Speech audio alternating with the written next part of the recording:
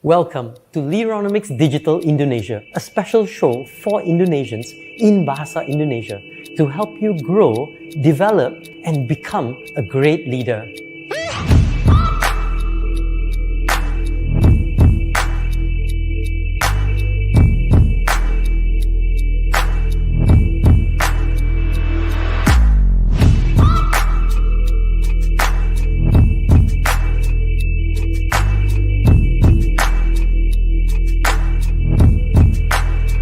Halo, saya Adon Sabtowo dari BSJ.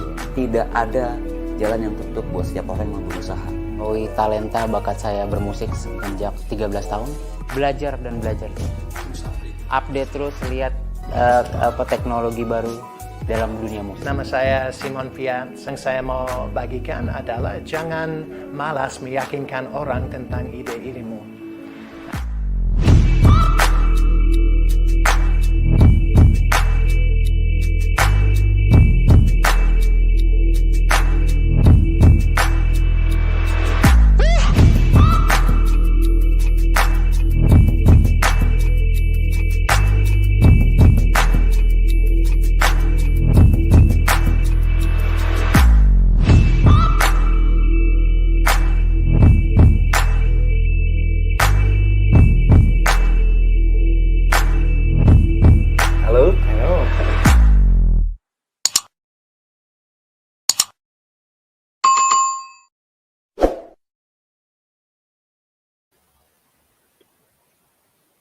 Selamat malam pemirsa, kembali lagi bersama kami. Saya Nadira dan partner host saya hari ini, Pak Mike. Halo Pak, apa kabar? Halo Nadira, kabar baik-baik saja. Apa kabar Jakarta? Baik juga Pak. Hari ini mungkin Bapak bisa mengintroduce special guest kita hari ini. Dan saya tahu topiknya hari ini sangat menarik ya, kecerdasan linguistik seorang pemimpin. Mungkin Bapak boleh introduce guest kita hari ini? Oke, baik. Selamat malam tentunya kepada pemirsa sekalian. Baik, pada kesempatan yang istimewa ini kita ada seorang guest, seorang akademika. Dia adalah dosen dari university yang ada di Sulawesi Tenggara, kota Kendari. Dan selain itu dia juga seorang autor. Langsung saja, Dr. Fernandes. Selamat malam Pak. Selamat malam selamat malam Pak Michael, selamat malam Ibu Nadira. Selamat malam. Pemirsa sekalian, ini adalah wawancara virtual antara kami yang ada di Kuala Lumpur dan juga mitra kami Nadira yang ada di Jakarta dan dengan Dr. Fernandes yang ada di Sulawesi Tenggara. Kami sangat berharap supaya Anda boleh menikmati dan juga menimba sebanyak mungkin hal-hal yang sangat-sangat berfaedah dalam perbincangan kami. Oke, Dokter, wah ini seorang PhD dalam bidang linguistik.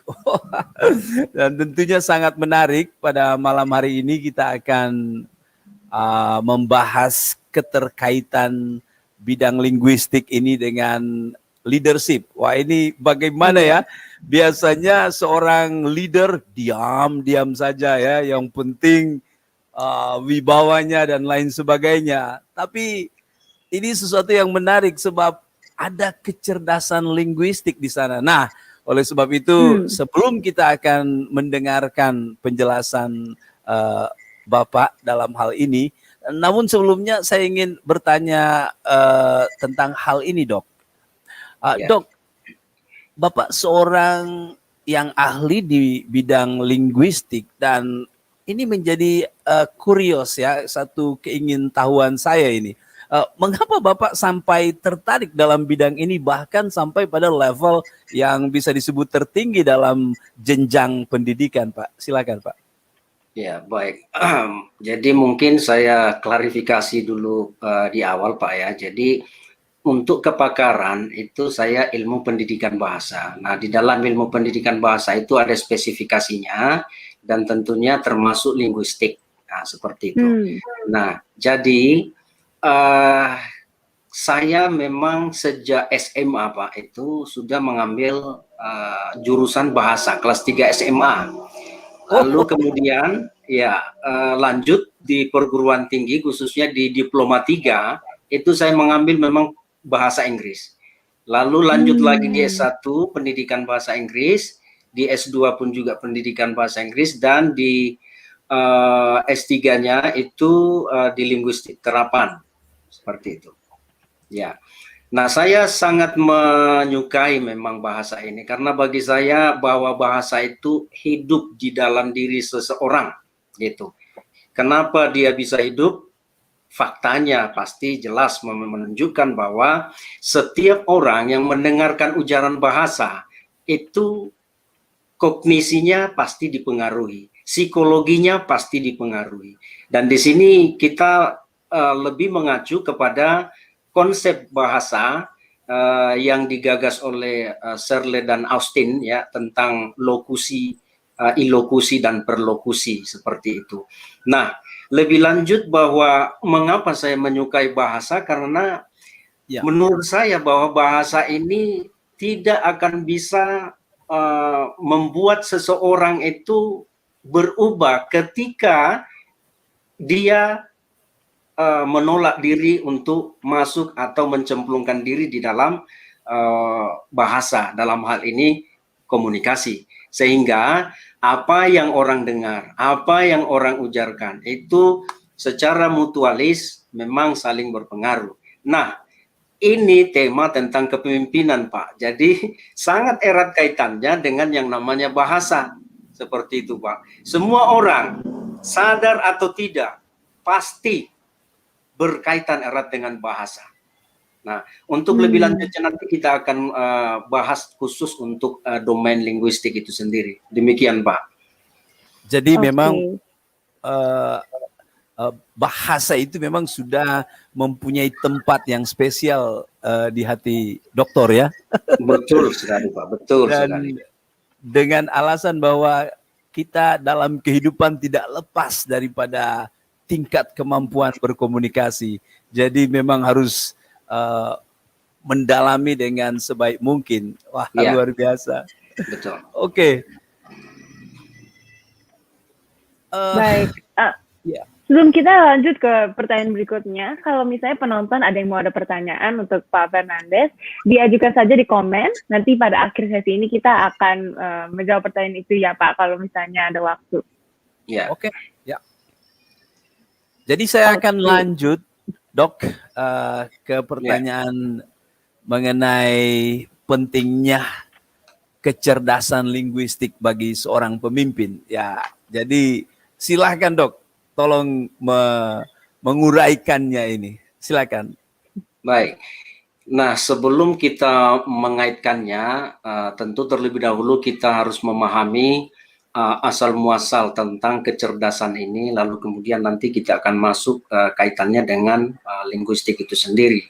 Jadi memang secara ilmiah kecerdasan ini sendiri itu baru muncul memang di awal abad ke-20, tepatnya di tahun 1904, di mana ada dua orang tempo hari itu memang mengembangkan tes kecerdasan yang modern.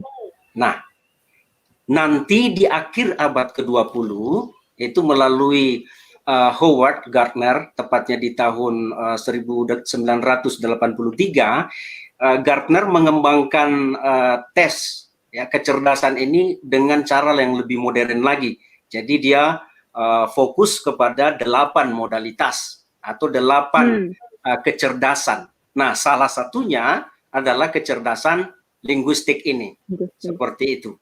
Nah, kemudian kita kaitkan bagaimana apa hubungannya dengan kepemimpinan sebetulnya.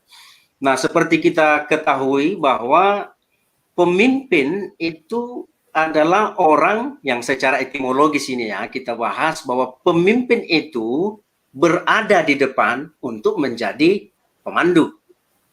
Nah, kalau seorang pemimpin hanya berada di depan sebagai seorang pemandu tanpa menggunakan bahasa itu saya anggap robot ya kan. Jadi memang selalu saja pasti berkaitan dengan yang namanya bahasa. Nah, pemimpin itu punya visi. Pemimpin yang memiliki visi tentu harus membagikannya atau share dengan menggunakan bahasa. Nah, jadi kita kembali bahwa kecerdasan linguistik memang sangat dibutuhkan oleh seorang pemimpin, khususnya dalam hal bagaimana dia melakukan retorika, ya, bagaimana melakukan persuasi, membuat sebuah wacana, membuat sebuah persuasi kepada bawahannya, bahkan ke semua orang tentang visinya di masa depan. Itulah seorang pemimpin. Sehingga kecerdasan linguistik sangat dibutuhkan oleh seorang pemimpin.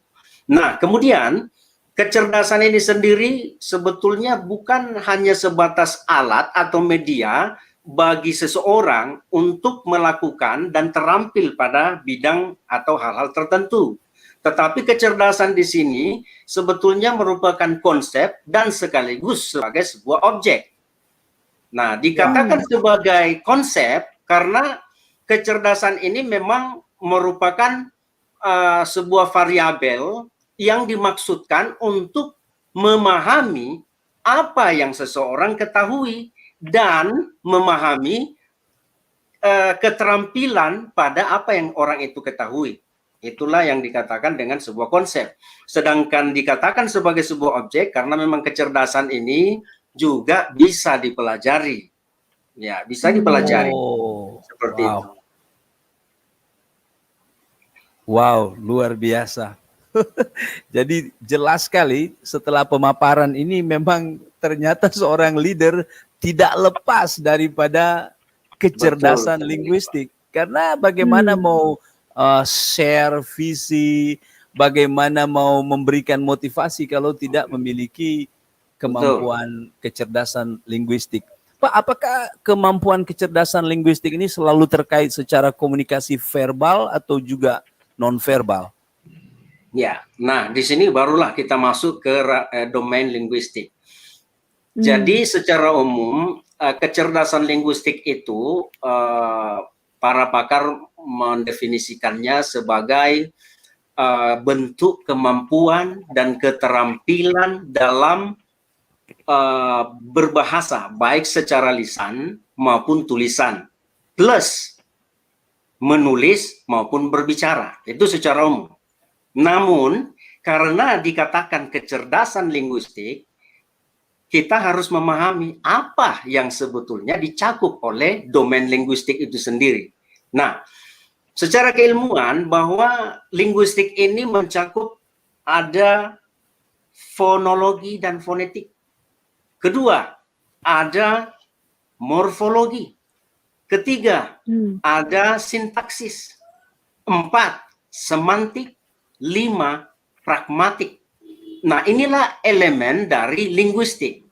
Ketika kita katakan kecerdasan linguistik, itu berarti kita dapat katakan bahwa kemampuan dan keterampilan seseorang dalam kelima elemen tadi. Seperti itu, Pak. Nah, disinilah bagaimana seorang pemimpin bisa memanfaatkan kecerdasan dalam hal mungkin fonologi maupun fonetik, dalam hal morfologinya, dalam hal sintaksisnya, semantiknya, dan pragmatisnya. 2 elemen yang terakhir ini yang bagi saya, khusus bagi seorang pemimpin yang sangat diperlukan. Khususnya bahasa-bahasa yang lebih mengacu kepada makna. Nah, 2 elemen terakhir ini memang orientasinya adalah makna. Semantik, makna literalnya, sementara pragmatis itu makna sesuai konteksnya. Nah, ada banyak pemimpin yang karena tidak memiliki kecerdasan dalam hal makna ini, sehingga bawahannya atau orang-orang lain yang mendengarkan visi yang sebetulnya visinya bagus, baik, dan visioner, tetapi karena penggunaan bahasa yang tidak tepat, tidak sesuai konteksnya, itu membuat runtuh dengan sendirinya. Untung-untung kalau apa yang dikatakan oleh seorang pemimpin ini bisa diikuti langsung oleh orang yang mendengarkannya, tetapi yang menjadi masalah ketika hal itu tidak tersampaikan maknanya dengan tepat, itu menjadi sebuah sesuatu yang fatal begitu, Pak. Wah. Oke. Nadira mau bertanya sesuatu? Mungkin tujuan dari sesi ini juga adalah bagaimana kita bisa membantu orang-orang yang mendengarkan sesi ini secara langsung ya. Mungkin dari Bapak sendiri, adakah cara-cara atau tips-tips spesifik untuk mengembangkan kecerdasan linguistik yang tadi Bapak sudah mention ya? Yang praktikal. Tadi juga terlihat bahwa itu juga bisa dalam posisi objek, artinya kecerdasan itu dapat dipelajari ya. Oke. Silakan Pak. Betul. Ya. Nah, memang kita mesti memahami bahwa kecerdasan ini lebih sering dapat dikembangkan. Saya ulangi, lebih sering dapat dikembangkan kecerdasan ini di ranah atau konteks yang lebih luas. Secara khusus di dalam konteks sosial dan budaya. Di mana di dalam konteks sosial budaya inilah komunikasi, interaksi melalui bahasa ya dengan menggunakan elemen-elemen linguistik ini itu memang terjadi secara nyata. Nah, dalam konteks ini pula semua kita itu bisa mempelajari ya. Yang namanya kecerdasan itu tadi di awal sudah dikatakan bukan hanya sebatas media atau alat innate, inborn yang ada di dalam diri seseorang, tetapi kecerdasan itu adalah konsep untuk memahami apa yang orang lain ketahui dan sekaligus menjadi objek untuk dipelajari. Intinya di sini bahwa practice makes perfect. Jadi bukan hanya sebatas kita berkata-kata praktisnya, tetapi bagaimana memahami elemen-elemen linguistik dalam sebuah interaksi. Itu yang paling penting. Nah, saya kasih contoh. Kalau kita mengacu ke konsep Austin dan Searle tentang bahasa perlokusi, itu bahasa atau ujaran yang didengarkan oleh seseorang, lalu kemudian orang ini bereaksi dengan melakukan sesuai dengan apa yang diujarkan. Misalkan Pak ya, kita ambil salah satu elemennya yaitu fonologi, bunyi-bunyinya bahasa. Ketika saya katakan begini, halo, selamat pagi. Kenapa? Mau butuh apa? Kira-kira orang yang mendengarkan bagaimana? Kalau saya bandingkan dengan bunyinya seperti ini. Selamat pagi Pak, ada yang bisa saya bantu? Itu sangat jauh berbeda Pak. Sangat jauh berbeda. Nah, ini baru secara umum. Belum kalau kita misalnya seorang pemimpin yang sedang berada di tengah-tengah multikultural. Wah, ini memang harus sangat lebih hati-hati lagi. Gitu. Jadi, bagaimana cara kita mempelajarinya? Yang pertama, pahami dulu apakah itu kecerdasan, apa itu linguistik, apa itu kecerdasan linguistik. Lalu kemudian yang kedua, setiap kita, ya boleh saya katakan ya wajib untuk terjun langsung dalam kegiatan interaksi seperti itu. Dalam ranah psikologi ada yang disebut dengan introvert. Memang ada waktunya kita bisa bersikap introvert, tetapi ada juga waktunya ya kita harus ekstrovert, bahkan mungkin introvert, supaya yang namanya situasi interaksi ini bisa benar-benar terjadi secara nyata di dalam hidup kita, untuk lebih besar peluang kita mempelajari, memahami apa yang orang katakan, apa yang kita katakan sendiri, dan bagaimana keduanya bisa bertemu dalam makna yang bernilai untuk Anda dan saya sebagai peserta tutur itu. Seperti itu, Pak.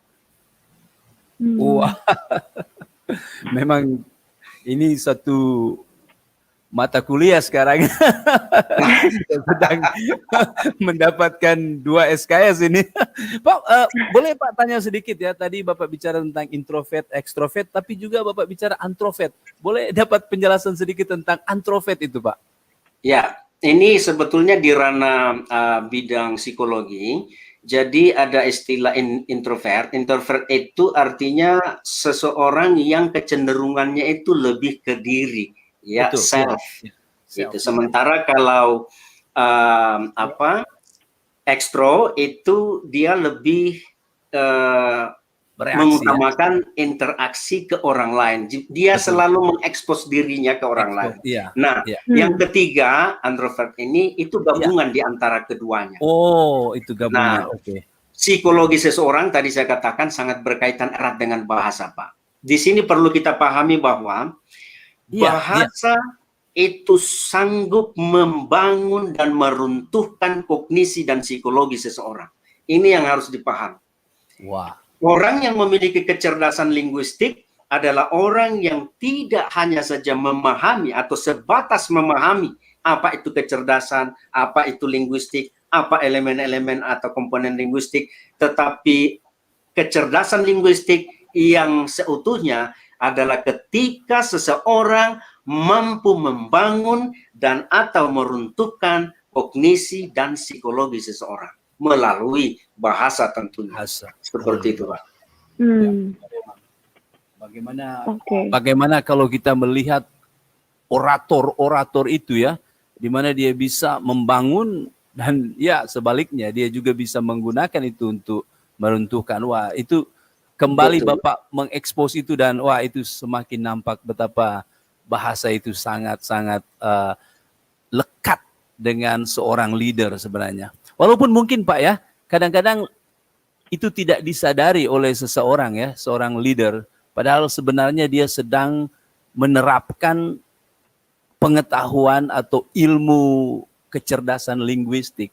Nah sekarang akhirnya kita sadar bahwa sebenarnya kita boleh karena ini bisa kita pelajari. Walaupun mungkin leader-leader yang secara alami mereka tidak secara sadar bahwa sebenarnya mereka sedang menerapkan secara praktis ilmu-ilmu ini, Pak ya. Ya, betul, Pak. Betul. Jadi memang ada orang yang berkata, mana ya yang duluan? Pikirankah, lalu kemudian bahasanya? Ataukah bahasanya duluan, lalu berpikir belakangan? Ya, ada yang berargumen seperti itu. Tetapi lagi-lagi saya ingin katakan bahwa pertama, pikiran ya dengan bahasa itu memang saling berkaitan, erat sekali. Bahkan tidak dapat dipisahkan. Dengan sendirinya bahwa ketika seseorang berkata-kata itu pasti itu sudah diproses melalui sebuah proses berpikir. Ya. Namun ada yang berkata, tapi kenapa perkataannya seperti itu? Kayak enggak mikir-mikir dulu baru berkata-kata. Iya. Nah, inilah yang dimaksud dengan kecerdasan tadi. Jadi kalau orang yang memang tidak memiliki kecerdasan linguistik, berkesan ketika berkata-kata, waduh, itu kata-katanya membuat orang tersinggung tuh. Itu kata-katanya membuat orang turun atau down motivasinya tuh. Padahal bukan karena dia tidak berpikir dulu lalu kemudian berkata-kata. Selalu pasti dipikirkan. Tetapi yang menjadi masalah kecerdasannya ada atau tidak. Gitu. Betul sekali. Itu, Pak. Ya. Oke Pak, jadi yang saya dapat tadi dalam pertanyaan mengenai bagaimana mengembangkan kecerdasan linguistik ini, yang pertama adalah mengerti itu, lalu banyak melakukan praktis, melatih ya. Apakah ada yang lain, Pak? Kalau dikatakan yang lain, menurut saya dua hal tadi sebetulnya sudah mencakup semuanya. Namun kalau kita bisa katakan hal-hal yang lain itu, ya misalkan ini kita berbicara yang fakta saja, ya bukan hanya sebatas konseptual, bahwa bagaimana cara kita bisa meningkatkan kecerdasan linguistik ini, yaitu melalui menulis, Pak. Ya, melalui menulis. Jadi di sini tidak kita hanya katakan bahwa menulis itu bagian dari domain linguistik, tidak hanya seperti itu. Tetapi lewat menulis ini salah satu cara kita untuk meningkatkan kecerdasan linguistik kita. Mengapa demikian? Karena di dalam menulis itu ada banyak elemen yang terlibat di dalamnya. Misalnya, bagaimana kita menganalisis pikiran kita, bagaimana kita menganalisis pikiran orang lain. Ini khususnya dalam buku-buku karya ilmiah ya, yang mana kita membutuhkan referensi di dalamnya. Ini butuh yang namanya keterampilan, Pak. Nah, keterampilan di sini lebih mengacu tadi kepada kecerdasan itu. Gitu. Kemudian yang kedua, dengan menulis itu kita justru lebih bisa meningkatkan pengetahuan kita sendiri. Bayangkan sesuatu yang abstrak di kepala kita ini, ya, itu bisa kita wujudkan dalam bentuk atau objek yang nyata, dalam bentuk tulisan. Itu bukan pekerjaan yang mudah. Buku kedua yang saya tulis, saya membutuhkan kurang lebih 2 minggu hanya untuk menentukan kalimat induknya, Pak. Saya mengerti, Pak. Wah, betul. Ya, nah itu salah satu. Memang kita harus akui bahwa tidak semua orang itu ada sense of liking begitu, keen on writing. Tidak semua orang kan. Tetapi ketika kita sudah bisa mencemplungkan diri di dalamnya, saya sangat yakin itu seperti kita mendapatkan sebuah mutiara. Mengapa? Saya katakan kepada teman, bersusah-susah dulu enggak masalah. Nulis bersusah-susah enggak masalah. Tapi nanti ketika Anda memegang hard copy-nya, itu kebahagiaan yang luar biasa, tidak ada tandingnya tuh. Iya, betul. Karena saya sudah membayangkan, Pak, dalam sebuah buku ini pikiran saya ada di dalam. Gitu. Dan yang terakhir, lewat menulis, memang bukan lisan bahasanya, tetapi tulisan. Namun, disitulah cara kita bagaimana mengembangkan kecerdasan linguistik. Ingat bahwa kecerdasan itu sebuah konsep yang begitu abstrak untuk mengetahui apa yang orang lain ketahui dan dia terampil dalam bidang itu. Sehingga juga bahwa kecerdasan tidak bisa kita katakan hanya sebatas innate tool di dalam diri seseorang, ya, yang memampukan orang supaya bisa cerdas, tetapi justru itu merupakan sebuah konsep yang membuat kita memahami. Apakah saya cerdas dalam linguistik atau tidak?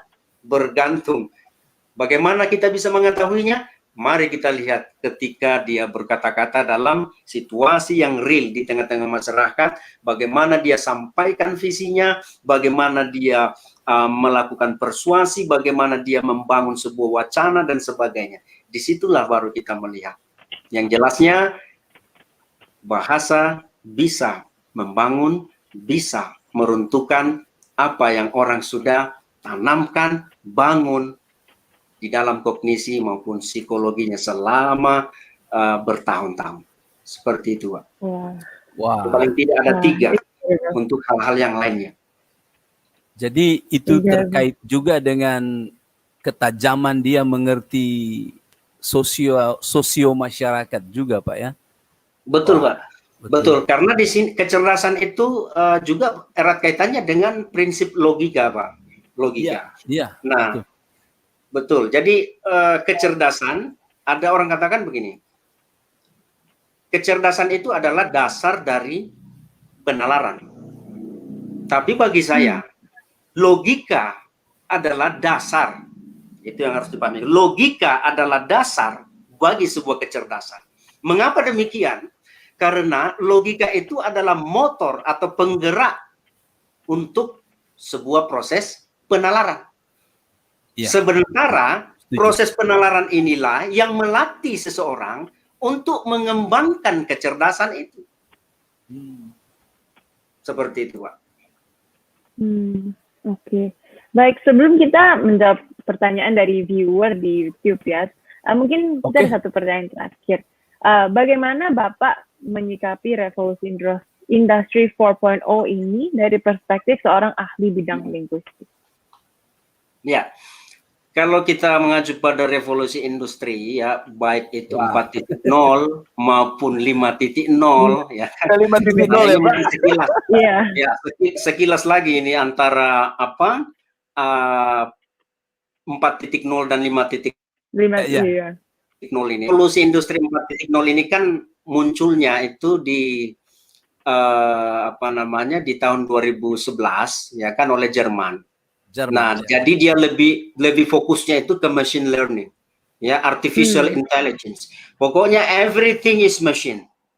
Nah, sehingga 4 tahun kemudian, Jepang menggagaslah 5.0 dengan asumsi bahwa ini bahaya kalau hanya mesin sudah yang mau diandalkan di dalam hidup manusia. Jadi 5.0 itu lebih berfokus pada humanisme. Kita tetap memanfaatkan yang namanya teknologi yang secanggih apapun, tetapi jangan lupa bahwa who is important. Itu dia. Nah, sekarang kita kaitkan dengan persoalan kecerdasan. Ya. Kita tidak bisa pungkiri sejarah ilmu pengetahuan mulai dari zaman pra-Yunani kuno sampai zaman kontemporer, yang namanya kecerdasan itu sudah tampak sejak dulu sampai sekarang. Dan itu membuktikan bahwa kecerdasan manusia memang terus berkembang seiring dengan waktu dan kebutuhan sosial. Tetapi yang perlu kita pahami bahwa kecerdasan yang hakiki adalah kecerdasan yang bisa kita bawa di dalam ranah atau domain aksiologis. Dalam domain aksiologis itu kita perlu pahami ada 2 prinsip.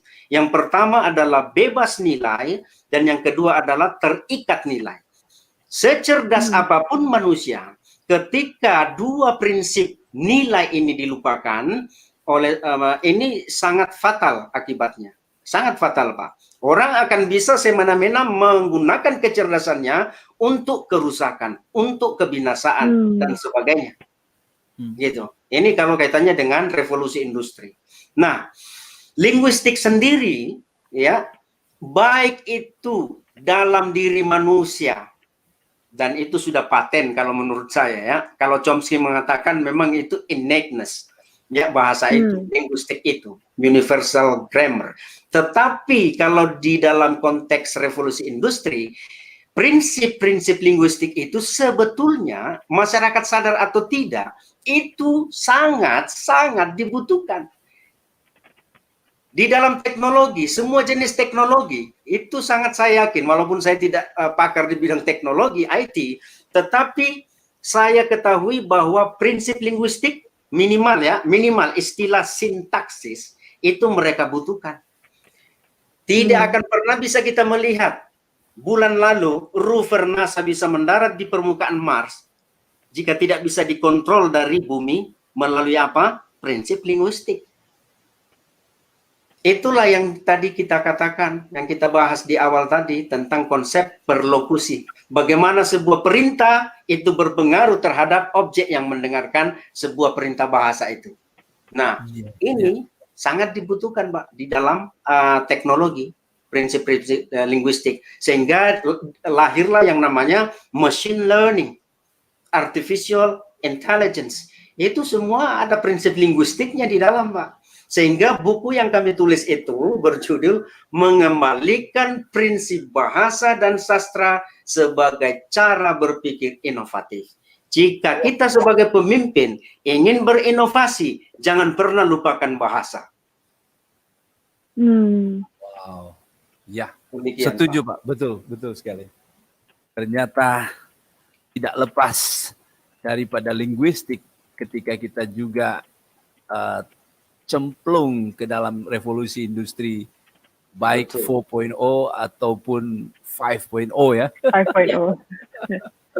Wah, terima kasih, Pak. Iya. Nadira, jadi ada pertanyaan dari viewer kita? Iya, ini saya sudah Silakan. tampilkan di screen ya. Apakah ada perbedaan dari aplikasi kecerdasan linguistik pada pemimpin pria dan wanita? Wah, menarik. Menarik memang, Pak. Kalau saya soroti dari hasil penelitian, saya pernah memang melihat judul itu ya. Jadi di situ ada variabel untuk membedakan kecerdasan linguistik antara pria dan wanita, tetapi saya tidak lebih jauh ke dalam untuk melihat hasilnya. Namun sepengetahuan saya bahwa kecerdasan linguistik itu tidak bisa kita katakan secara gender ya, bahwa pria lebih cerdas linguistiknya ketimbang wanita atau sebaliknya. Mengapa demikian? Dasar pemikiran saya bahwa setiap manusia, ya manusia dewasa khususnya, itu sudah diberikan kapasitas otak yang besarnya, ukurannya itu sama. Itu yang pertama. Ya, beratnya pun sama, kurang lebih kalau saya tidak salah 300 pounds, itu sama Pak untuk manusia dewasa nih. Itu asumsi saya, mengapa pria dan wanita kecerdasannya itu tidak bisa dikatakan pria lebih cerdas linguistiknya ketimbang wanita atau sebaliknya. Itu yang pertama dasar pemikiran saya. Nah, yang kedua, kecerdasan pria dan wanita itu lebih mengacu perbedaannya pada hal-hal yang kita sebutkan di awal tadi. Bagaimana seseorang, entah pria, entah wanita, itu mempraktikkan elemen-elemen linguistik itu dalam sebuah konteks interaksi yang nyata, khususnya di dalam ranah sosial dan kultur atau budaya. Itu yang paling penting. Jadi dua hal ini menjadi dasar pemikiran saya untuk tidak mengatakan bahwa pria maupun wanita itu berbeda kecerdasannya karena mungkin faktor, mungkin orang bilang faktor genetik berbeda atau faktor memang orang Jawa bilang dari sononya, bagi saya tidak. Itu sangat bergantung dalam dua hal tadi. Seperti itu, Pak. Wah. Terima kasih banyak ini. Luar biasa. Dan memang kita terbatas dengan waktu. Sebenarnya masih banyak pertanyaan yang ingin kita sampaikan. Tetapi minta maaf. Saya juga mengerti pasti Dr. Fernandes pasti juga sibuk, dan karena itu kita akan mengakhiri wawancara kita sampai di sini dulu.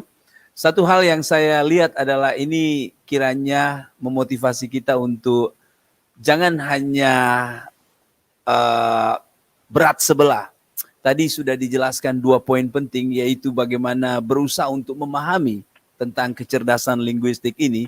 Sedangkan yang kedua adalah bagaimana untuk terus melatih, terus hidup di dalam kenyataan untuk akhirnya menggunakan atau melakukan praktik-praktik yang real untuk menggunakan komunikasi.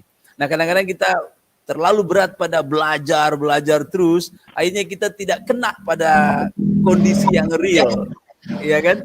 Tetapi sebaliknya juga, kita mungkin terlalu banyak praktik, terlalu banyak bicara, tetapi kita lupa untuk mendalami sehingga bisa secara sistematis, bisa sangat teratur. Jadi saya rasa 2 hal ini harus sangat diperhatikan. Dan tadi dokter telah mengunci dengan faktor genetik sebenarnya tidak ada. Saya pernah melihat juga bahwa ada banyak kawan-kawan saya yang konsultan bahasa, mereka dari genetik wanita, dari gender wanita. Jadi saya mulai kadang-kadang berpikir, oh mungkin yang cerdas lebih dalam linguistik adalah wanita. Tapi ternyata tidak ya. Oke, saya pikir kita akan closing dengan satu video lagi ya, Nadia. Iya. Silakan, Nadia. Terima kasih sekali lagi Dr. Fernandes dan Pak Mike untuk malam ini. Biasa kita akan closing dengan sebuah video. Selamat malam. Woi, bro. Selamat malam, terima kasih. Aku message kau 50 kali, tak balas. Alah bro, aku tak ada time lah bro message. Aku sekarang tengah Nicole bro. Nicole lah, itu dia in sekarang. Tengah trending tengah kacau. Kau cakap apa? Apa tu? Nicole, kau tak tahu Nicole? Google kau tahu? Nicole kau tak tahu? Tak, Nicole app untuk belajar bro. Semua tengah belajar guna Nicole sekarang. Ilmu semua tengah guna Nicole. Share sikit lah. Boleh bro, kau tengok macam ni bro. Okay. Kau kalau kau lembab, kau kena Nicole bro. Memang aku lembab sikit sebenarnya. Bro, kalau kau nak laju, kau nak top, kau nak jadi CEO, kau kena guna Nicole. Kau tahu kena pergi mana? Digital.dynamic.org.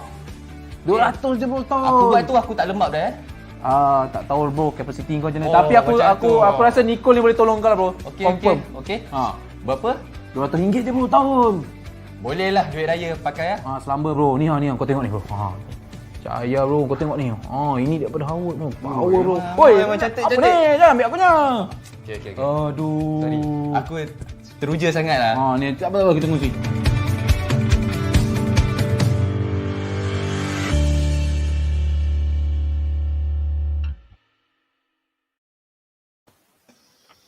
Oke, terima kasih semuanya. Selamat malam. Terima kasih banyak. Wah,